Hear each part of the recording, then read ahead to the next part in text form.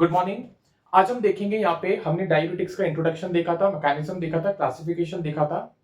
अब हम यहाँ पे देखेंगे रिलेटेड जितनी भी डिटेल्ड इंफॉर्मेशन है हाई सीलिंग डायूरेटिक्स की एंड मीडियम एफिकेसी डायूरेटिक्स की।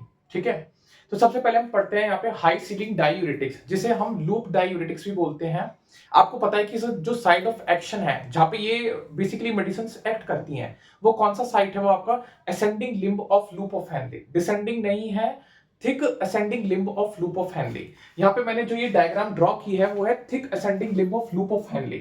क्या होता है बेसिकली बच्चों, इसमें जो thick ascending limb of loop of Henle होता है, ये जो ल्यूमन होता है, इसके आसपास एक प्रोटीन होता है। यहाँ पे देखिए, ये प्रोटीन का नाम क्या है? सोडियम पोटेशियम क्लोरीन को ट्रांसपोर्ट प्रोटीन चैनल। ये जो NKCC2, इतना याद रख लो, सोडियम मतलब N, K मतलब पोटेशियम और CC2 मतलब 2 क्लोराइड। तो सोडियम पोटेशियम CC2 जो ये प्रोटीन चैनल है, ये क्या काम करता है? जो आपका ल्यूमन है ना, thick ascending limb of Henle का जो ल्यूमन है, उसमें से क्या करता है? ये सोडियम, यहाँ पे सपोज करो ये सोडियम है आपके यूरिन में नेचुरली, तो ये सोडियम को क्या करता है? रीएब्जॉर्प्शन कराता है। अब सोडियम का रीएब्जॉर्प्शन हुआ तो यहाँ पे सोडियम की जो क्वांटिटी हो जाएगी वो क्या हो जाएगी? डिक्रीज हो जाएगी। सोडियम की क्वांटिटी डिक्रीज हुई तो यूरिन कैसा हो गया आपका? डाइल्यूट हो गया। यूरिन कैसा हो गया? डाइल्यूट हो गया। जैसे ही सोडियम की क्वांटिटी डिक्रीज हुई, इस ट्रांसपोर्ट प्रोटीन का काम क्या है कि वो सोडियम को क्या कराए? रीएब्सॉर्ब कराए। किसका? NKCC2 को ट्रांसपोर्ट प्रोटीन चैनल का। जैसे ही यहाँ पे क्या हो गया? सोडियम की क्वांटिटी कम हुई, जैसे ही नेचुरली आपकी बॉडी में सोडियम है और उसने रीअब्जॉर्प्शन करा दिया, और वैसे ही सोडियम की अमाउंट कम हो जाएगी, यानी यूरिन आपका डाइल्यूट हो जाएगा। अब ये जो मेडिसिन है ना, हाई सीलिंग या लूप डायूरेटिक्स बोलते हैं, जिसको हम क्या कहते हैं? Loop diuretics.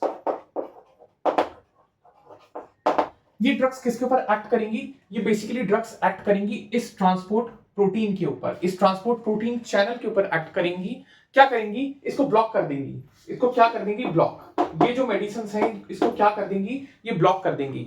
सपोज करो NKCC2 प्रोटीन चैनल अगर ब्लॉक हो गया तो सोडियम का रीअब्जॉर्प्शन नहीं होगा। अब सोडियम का अगर रीअब्जॉर्प्शन नहीं होगा तो क्या होगा? सोडियम की जो क्वांटिटी है वो यूरिन में ज्यादा हो जाएगी। अब यूरिन में ज्यादा हो गई सोडियम की क्वांटिटी, तो इसका मतलब जो आपका यूरिन है वो कंसंट्रेट हो जाएगा।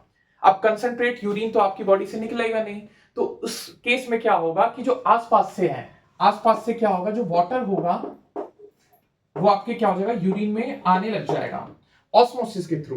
पहले क्या हुआ? सोडियम का जो एब्जॉर्प्शन था वो ब्लॉक करवा दिया, NKCC2 प्रोटीन की वजह, जो प्रोटीन था उसको ब्लॉक करवा दिया हाई सीलिंग डायूरेटिक्स की वजह से। ठीक है, फिर उसके वजह से क्या हुआ? सोडियम आपका रीअब्सॉर्ब नहीं हो पाया।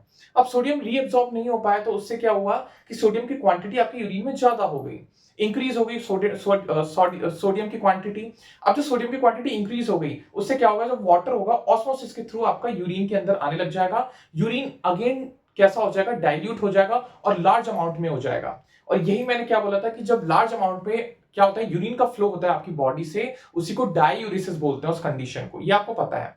तो डायूरेटिक्स में क्या हो गया? यूरिन की क्वांटिटी ज्यादा हो गई, यानी डायूरेसिस होने लग जाएगा आपका, किसका? यूरिन का। और ये मेडिसिन ऐसे एक्ट करती है। उसने क्या किया? पहले सोडियम को ब्लॉक करवाया, सोडियम की जो रीअब्जॉर्प्शन उसको ब्लॉक करवा दिया, सोडियम की क्वांटिटी आपकी यूरिन में ज्यादा हो गई। अब यूरिन ज्यादा, सोडियम की क्वांटिटी ज्यादा हो गई तो कंसंट्रेट हो गया आपका यूरिन। उसको डाइल्यूट करने के लिए जो आसपास की ब्लड कैपिलरीज हैं उससे क्या आया? वाटर आया, और वाटर का भी साथ में यूरिन के साथ बाहर निकलना, ये क्या है? डायूरेसिस है। और ये एक्ट क्या है? डायूरेटिक्स। ये ड्रग्स कौन सी हैं जो इसमें फंक्शन करिए? वो डायूरेटिक ड्रग्स हैं। दो तीन ड्रग्स देखते हैं इसमें। सबसे पहले ये जो ड्रग है ये हाइपरटेंशन में बहुत इंपॉर्टेंट है, हाई सीलिंग डायूरेटिक्स, जिसे हम लूप डायूरेटिक्स बोलते हैं। ये हाइपरटेंशन में बहुत इंपॉर्टेंट रोल प्ले करती हैं। इसकी दो मेडिसिन है, फ्यूरोसेमाइड एंड टोरासेमाइड। जिसमें सेमाइड सेमाइड आ जाए वो क्या है? High ceiling. सपोज करो एक क्या कहते हैं, ये देखिए कि जिसमें सेमाइड सेमाइड आ जाए वो क्या है? हाई सीलिंग लूप डायूरेटिक्स है, फ्यूरोसेमाइड एंड टोरासेमाइड। इनकी डोज क्या है? 20 to 80 mg पर डे। दूसरा 2.5 to mg in blood pressure, जिनका ब्लड प्रेशर ज्यादा होता है उनमें ये दिया जाता है। बेसिकली क्या है? हाइपरटेंशन में। एडिमा में भी यूज करते हैं। एडिमा में कौन से? जैसे कार्डियक एडिमा, पल्मोनरी एडिमा, तो उसमें भी ये जो ड्रग्स हैं उनको हम यूज कर सकते हैं। ठीक है, क्योंकि इसमें वैसोडायलेशन की कंडीशन अच्छी होती है, मतलब पावर होती है इन ड्रग्स में। अब ये खत्म हो गया।